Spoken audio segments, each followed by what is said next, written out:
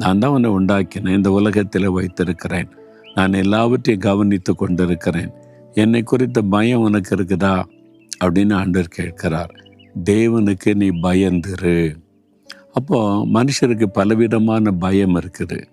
சின்ன பிள்ளைகளை பாருங்களேன், சிலருக்கு அப்பான்னா பயம், சிலருக்கு அம்மானா பயம் கண்டிப்பாக இருப்பாங்க அப்படின்னு பயம், சிலருக்கு டீச்சர்னா பயம், சிலருக்கு சில ஆட்களை குறித்த பயம், சிலருக்கு யாரை குறித்த பயமும் கிடையாது.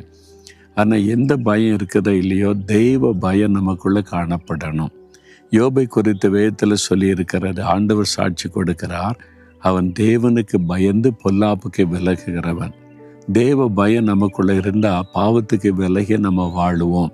அதனால்தான் தெய்வ பயம்தான் மனுஷனுக்கு ரொம்ப முக்கியம் என்று ஆண்டவருடைய வார்த்தை சொல்லுது. தெய்வ பயம் உங்களுக்குள்ளே இருக்கிறா? தெய்வ பயம் இருந்தால் ஒரு லஞ்சம் வாங்கக்கூடாது, அநீதியாக செயல்படக்கூடாது, இவங்களை பற்றி பேசக்கூடாது, ஆண்டவர் என்னை கவனிக்கிறாரு, அடுத்த ஆளை பற்றி நான் பேசக்கூடாது, குறை சொல்லக்கூடாது, நான் மற்றவங்களை பாதிக்கிற மாதிரி நடக்கக்கூடாது. அப்போ தானே ஒரு பயம் இருந்தால் நம்ம வாழ்க்கை பரிசுத்தமாக இருக்கும்.